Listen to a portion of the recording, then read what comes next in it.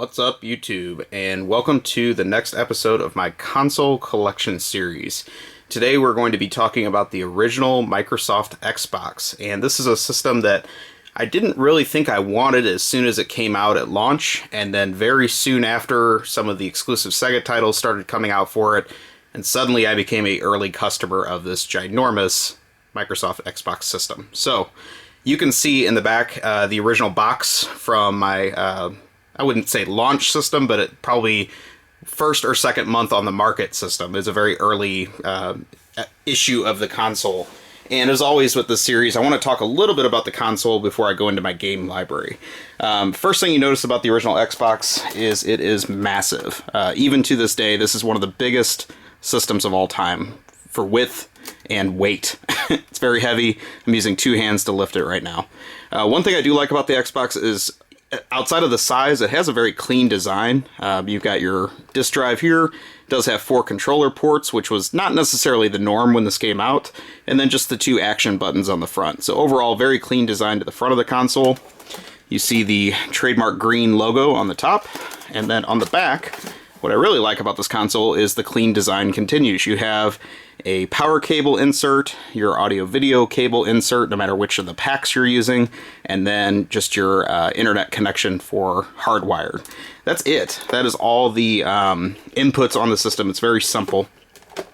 It is very heavy, like I said before. You see a couple pieces of information here with the warning stickers on the bottom, but overall just a very clean console design outside of the overall weight of the system. The other thing I want to talk about hardware-wise, though, is the controllers for the system. So as you can see, this is my monster original controller that came with the system when I bought it. I don't use this controller at all. It's probably one of the worst game controllers of all time for just over heft and weight and just odd button design. These teardrop shaped buttons are not comfortable to use by any means, and the analog sticks are a little bit chunky as well. So this controller, I don't know, probably the first 2 or 3 years, this is what you got with the system. It wasn't really anything that people had a lot of fans for because of the size of it and just clunkiness of it. But Microsoft soon came up with a solution that was much, much better. So we know it in the US as the controller S, or small, I guess it stands for, and we got it a little bit later than Japan. And I was so frustrated with that controller design that I actually bought an import controller that my local import game store actually carried around that time. And this is what I use to this day to play the system. I don't think that we got this gray color in the US. I think all the ones here were black. Maybe there's a blue or some other color, but this is a Japan-only color as far as I know for the controller. And this thing is miles better than the original one. The analog sticks are much better to use. The buttons are just more conventionally shaped and comfortable. Triggers are very nice on the back of it, and overall, I really like this controller. The select and start being on the left side's a little bit funky, but other than that, it's very nice to use. You got a extremely long cable. I would say it's like 9 or 10 foot, which is also kind of unusual for the time, and that was one of the things I thought was pretty innovative about the Xbox as well. So that's a little bit about the hardware. I'm sure most of you know today that several of these original Xboxes seem to be dying. I don't really think that the hardware itself is built all that well, but I've never had any issues with mine. Like I said, it's a 2001 era system, and it's still trucking along pretty good today. So with that said, let's go ahead and take a look at my game library. I do have a lot of games, so I'm going to go pretty quick with this. And I'm not going by any means for a full set of Xbox games, but primarily my collection is centered around exclusive titles, primarily like Sega and arcade ports. I do have some of the rarest titles for the system that I kind of was chasing some of those for a while. And then overall, just some games that I played a lot whenever I first got my system. But overall, the library for the system is very vast. Most of the games are very cheap even today, and I think it's a good system to collect for just because of that era.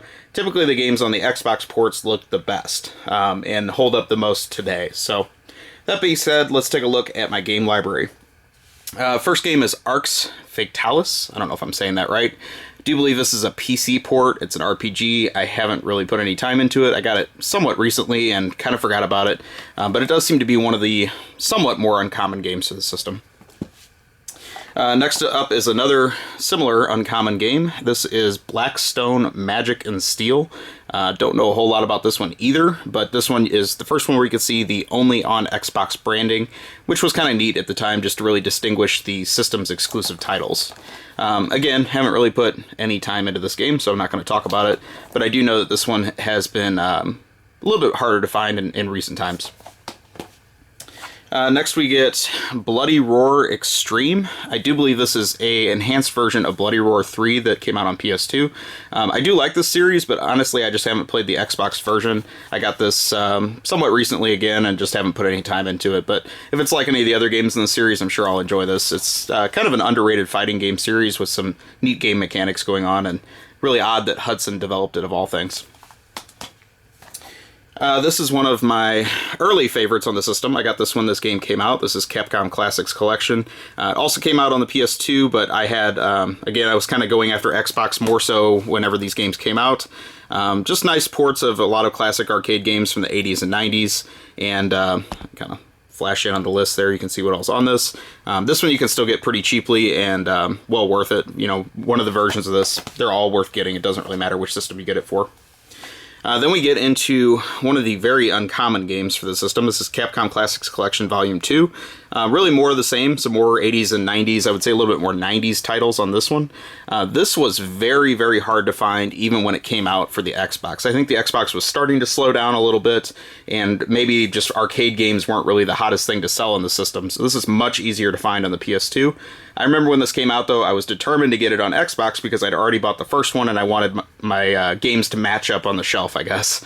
So this one I drove all over town to get. I think Target had it when I first got it, but ultimately I had to hit about 10 stores before I could find it, and none of the GameStops got it. I do remember that. So I see this one going up in price, and I honestly think it's completely justified. This game was hard to find even when it came out. Next we get Conquer Live and Reloaded.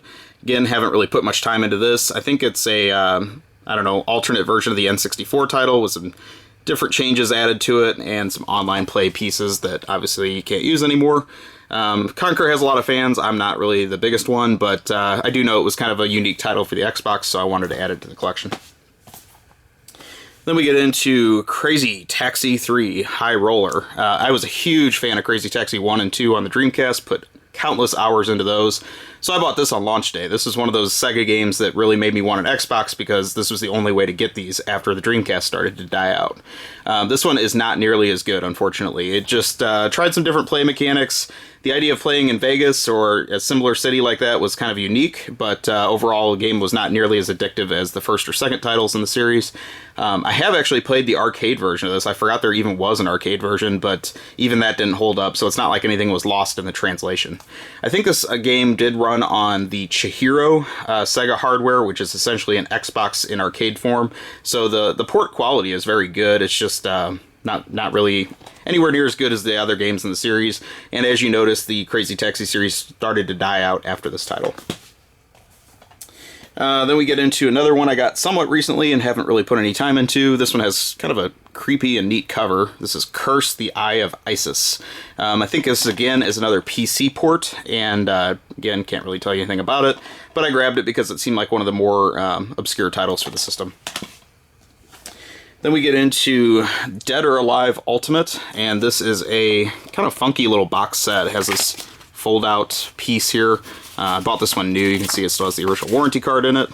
And this one, I think, had enhanced versions of Dead or Alive 2 and maybe the first one. I can't even remember. It's been so long since I played this.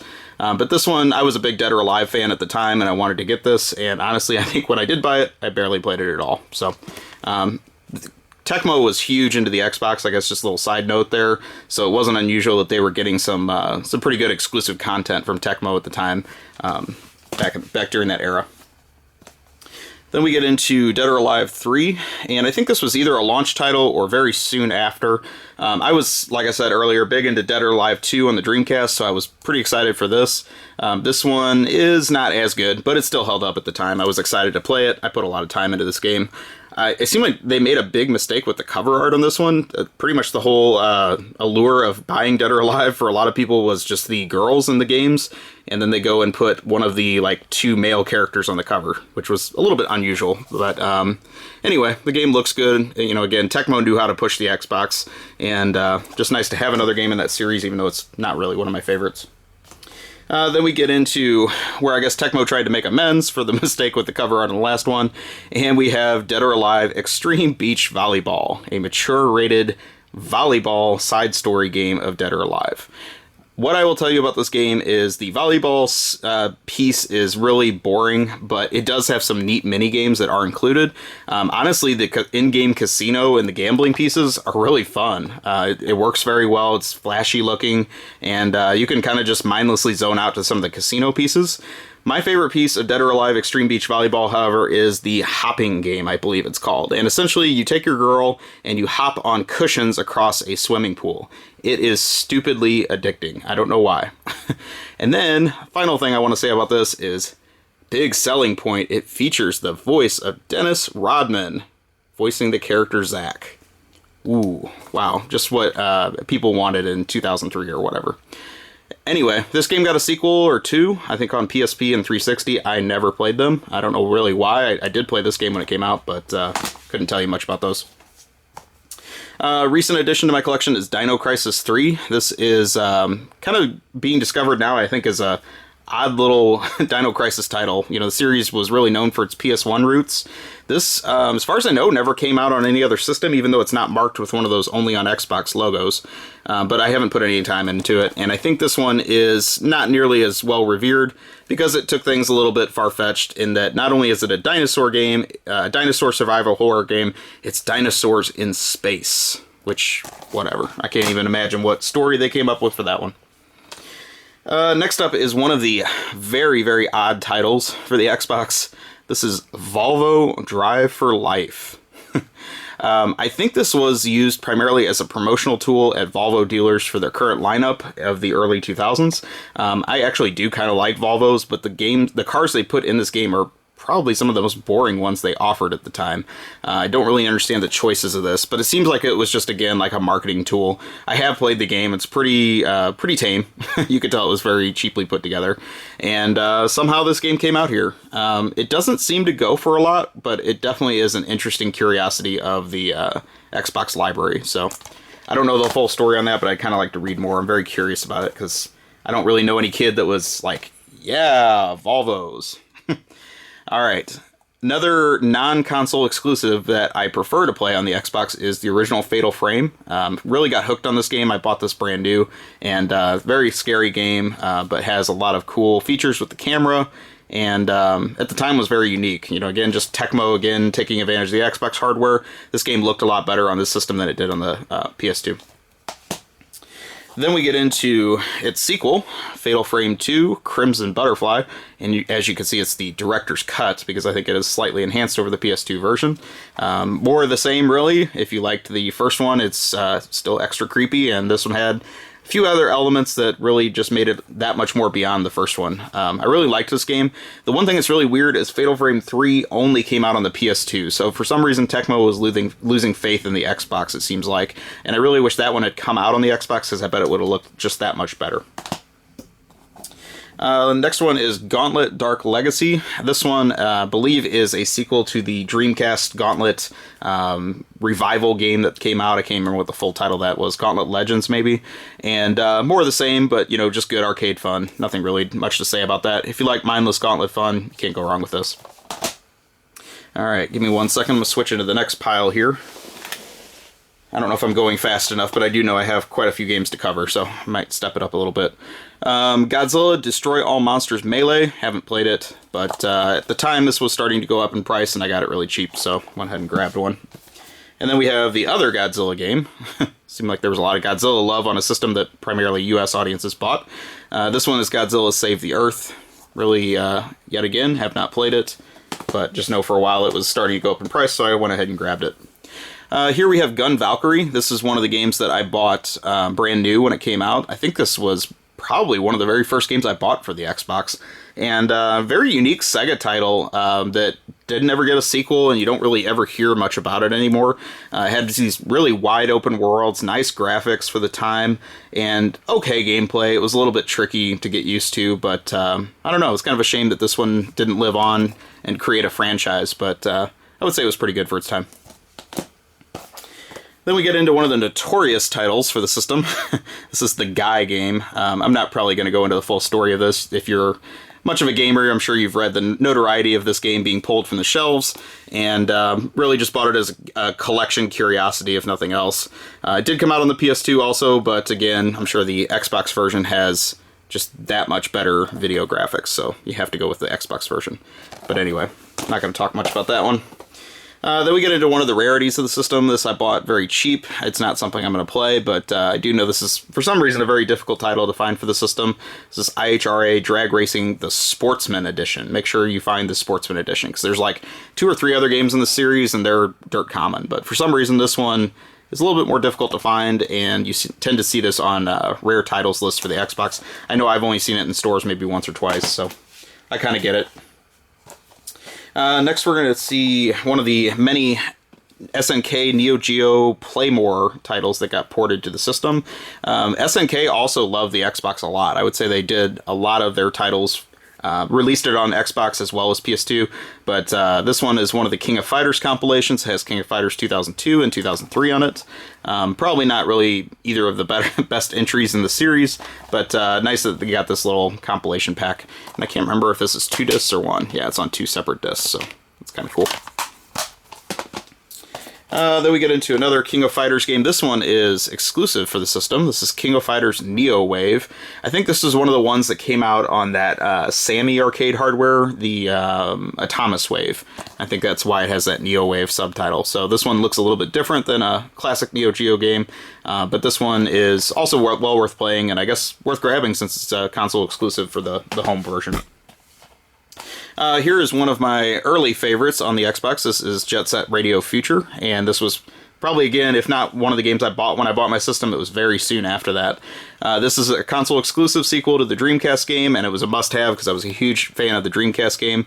This is the version to have. This is the original print that isn't the repress with Sega GT on the pack, and played this game a lot, although I wouldn't say it's quite as good as the Dreamcast game. It's still pretty good.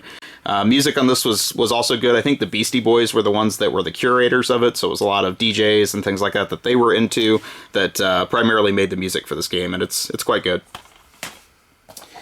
Then we get into a baseball title. Sometimes I randomly like picking up baseball games. This is one I grabbed just because I didn't see it too often. This is MLB 2K5, but it's the World Series edition of MLB 2K5. So it's kind of a late season enhanced version of the title that was already out. I put a little time into it. It was okay for its time, of course, and I don't know. I like baseball. I just try to get a couple of these here and there. It's not something I go after every season, though. Then we have Metal Gear Solid 2 Subsistence. This one have put very, very little time into.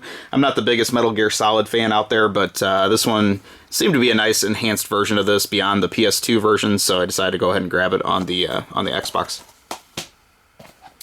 Then we get into some more SNK love. Here is Metal Slug 3. This was really, really exciting when it came out. I bought this brand new, and I really like this game. This is one of my favorites in the whole series. It's not really needed anymore because a few years after this, you got those compilations that had all the Metal Slug games on one disc, but at the time, this was pretty exciting to get a Neo Geo game at home. Arcade perfect as far as I can tell, and just kind of neat as a standalone release with cool artwork. Then after that, you got a couple more Metal Slug games. These are not as well revered, but this one, at least you got 2 in the pack. This is Metal Slug 4 and Metal Slug 5. I bought this one when it came out, but I didn't play it nearly as much. 3 was really probably one of my favorites of the series outside of the original, so kind of moved on from there. Then we have Namco Museum 50th Anniversary. I think every console ever has had a Namco Museum title on it.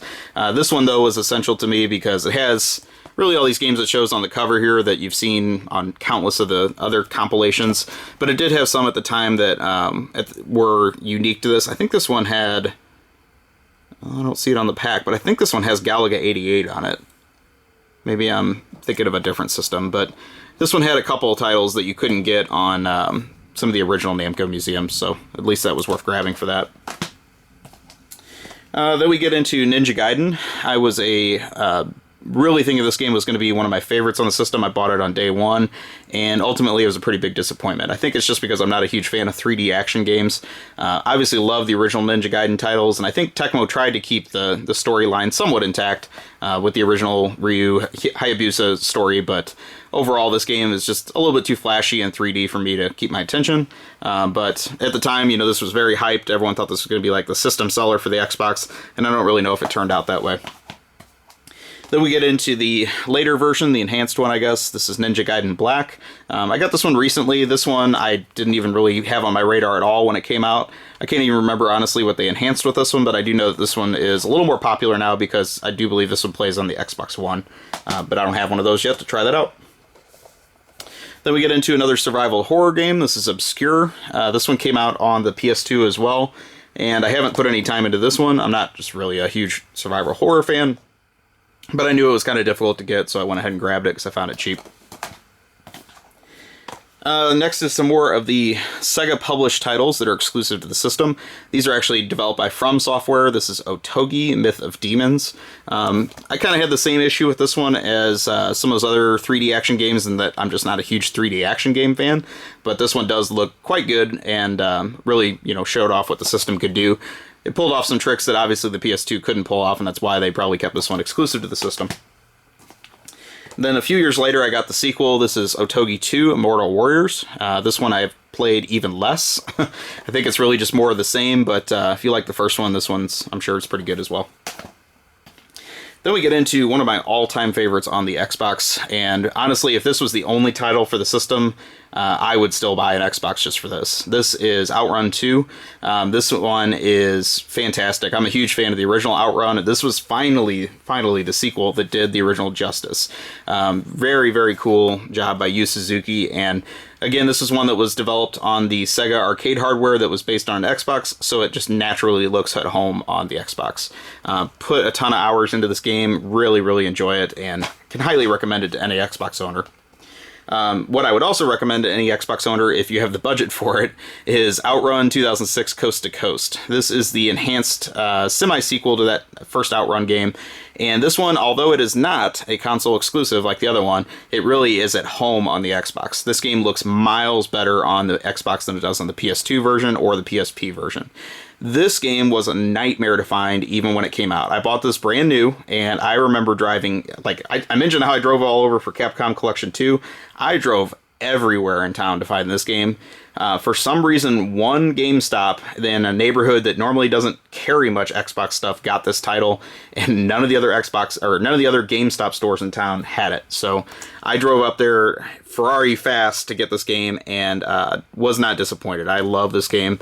It's going for a ton now. I think this will be one of the future collectibles of the Xbox. Came out very late in its lifespan, and just Sega did not publish a lot of these. I don't really know why, but I don't know what the print run is on this, but it's got to be very small, and this is definitely a blast if you can find one.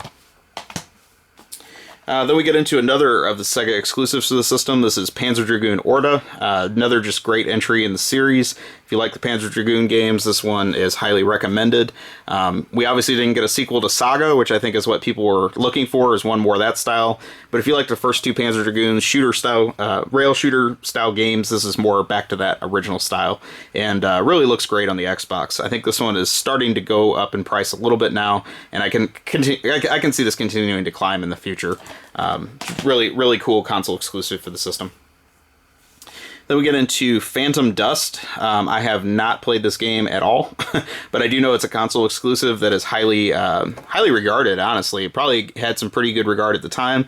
I don't think it's sold very well, and then now people seem like they're playing catch-up and going after this game. So I'll probably try to put some time into this sometime soon, but this one I know is starting to get its little fan group going.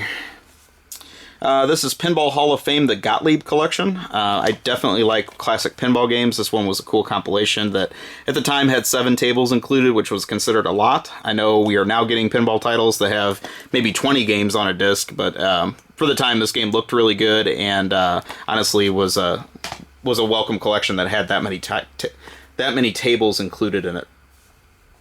Another game I played a ton of, Project Gotham Racing. I think I got this also very soon after I got my system. And I remember being blown away when I got this game because it actually supported the hard drive and that you could load your own music onto the hard drive of the Xbox from your CDs and then use that to play as the in-game soundtrack, which I did for this game for many, many years. And I can't imagine any kids today like ripping CDs to their hard drive of their Xbox One, but at the time this was pretty exciting stuff, and no other console could do something like that at the time. So really enjoyed this game. It's a much more successful sequel to the Metropolis Street Racer game on Dreamcast, and felt right at home on the Xbox as a cool exclusive. Alright, let me switch piles here again. 1 second. This is the last pile, but it's a lot more games. Alright. So then we have its sequel, Project Gotham Racing 2. Played this one a lot, not as much as the first one.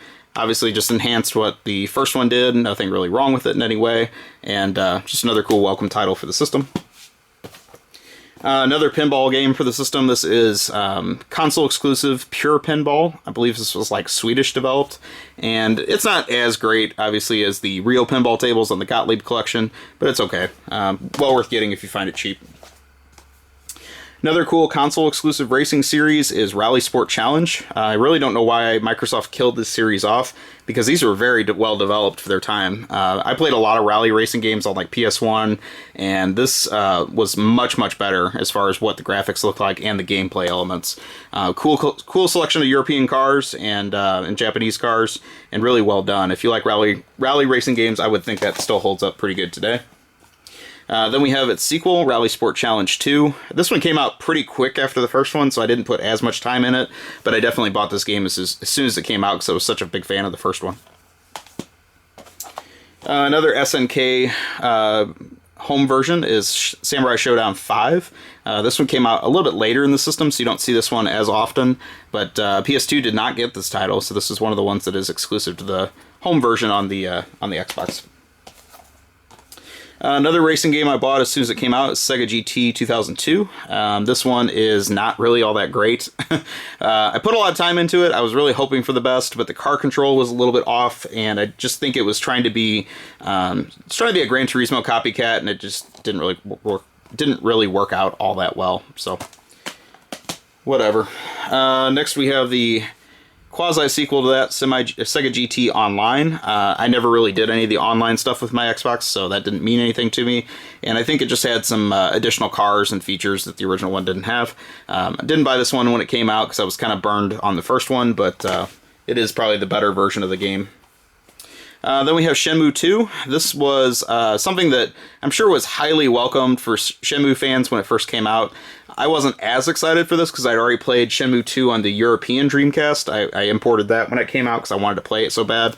And when I got this, it was really just like, I guess I'll play through it again. But honestly, I never made it all the way through on the Xbox version. Game is obviously great. I love the story on Shenmue 2. And it's much better even than the first one. And I do think it's cool that it came out in the US. It was just way too late. If this had come out on the Dreamcast, I think its fans would have just been that much more excited with what Sega cared to put out here. This is kind of a neat value pack as a Silent Scope Complete. If you play these on the original, or on the PS2, I think all the Silent Scope games were released separately, but then for the Xbox they came out all as one.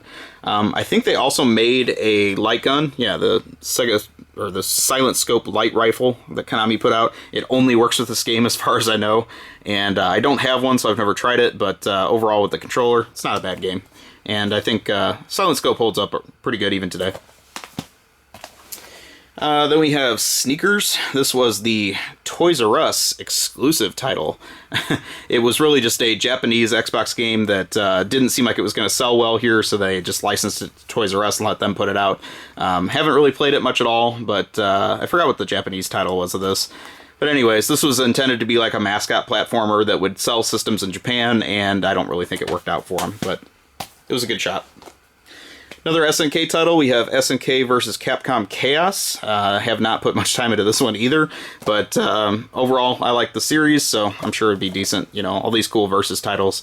This was one I think that was really done with the SNK artists, and so it's more SNK style than Capcom style, but should be pretty good. Another one of the rarer titles for the system is Spike Out Battle Street. This is also a Sega title. I actually bought this and kept it sealed. I don't really know why, so I can't obviously speak to how it plays. Didn't really seem like it would be that much of my style of game, but at least it was cool that we got another exclusive Sega title for the Xbox. I think there was like an original Spike Out game that was rumored to come out for the Dreamcast, and it never did, and then that was kind of our consolation prize. Then we have Spy vs. Spy. Can't tell you much about this. Obviously, they're based on the Mad characters. Honestly, don't even really know why I bought that, but I did. Alright, so here we have Steel Battalion. This game came out with the ginormous controller. Somehow I found one that was not being sold with the controller, and I just wanted to have the game in my library. I don't really have the space or need to own that giant controller, although sure, it's pretty fun if you're really into mech stuff. This game is very hard to find, obviously standalone, so it's kind of just a unique piece for my collection. Another game I kept sealed, and this even has its original sticker from Circuit City, of all things, is Street Fighter Anniversary Collection. I think this one had a couple Street Fighter titles on it. Yes, Super Street Fighter, Hyper Street Fighter 2, and Street Fighter 3 Third Strike, which I already have on the Dreamcast. Just a kind of another cash-in collection by Capcom, but went ahead and grabbed it. Then we have Super Monkey Ball Deluxe. I was a huge fan of the Monkey Ball games, however I primarily played them on the GameCube. This one I think has the first two games and maybe some other bonus levels included, but honestly I had played so much Monkey Ball by that point I didn't go back and play the Xbox one. Then we have the Taito Legends title. This one is worth having, even though I have all the Japanese PS2 Taito Memories, I think they're called, Taito Memory compilations. For some reason, this was like really janky how this was all done. It was like a European company that took some of those games on the Japanese games and put them out on the Xbox and PS2. But then they also took a couple other Taito titles that aren't on those Japanese PS2 compilations and then added them to this.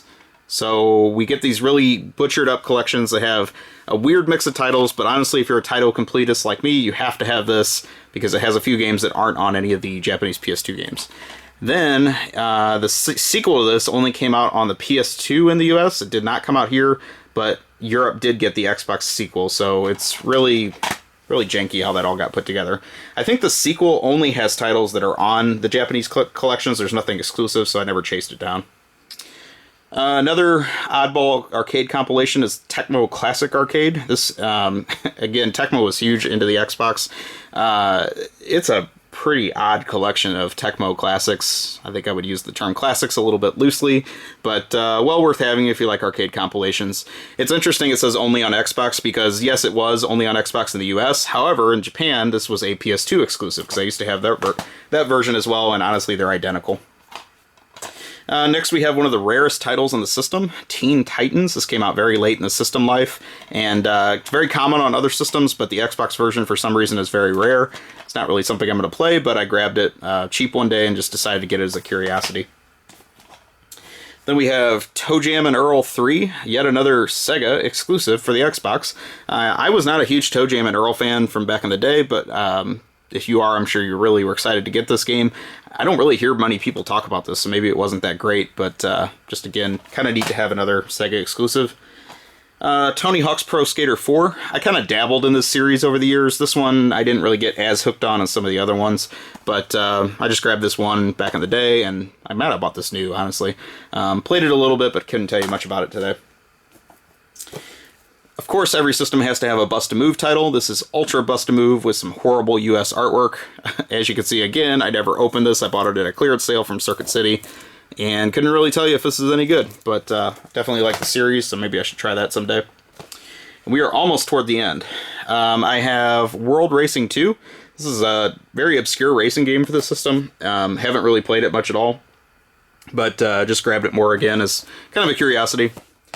And the final game of my original Xbox collection, thank you for being patient if you watched this far, is Cyanide. Really the only legitimate shooter on the system. And it's not really like I think it's a rail shooter, kind of like Panzer Dragoon, so it shouldn't even really say it's a traditional shooter. But it is console exclusive. It did come out on like PSP in Japan, I think, but for some reason we didn't get it here. And it's okay. I played a little bit of it a few months ago. I didn't really get that hooked on it, but it exists if you must have a shooter on the Xbox. So that all being said, thank you again for your patience, because I'm sure this was quite a long video. That is my Xbox collection. If you know some other titles that I should get for the system that I don't have, please let me know in the comments. Thank you for watching. Please take a moment, like, comment, subscribe, let me know what you think, and I will talk to you soon. Have a great day or night, wherever you are.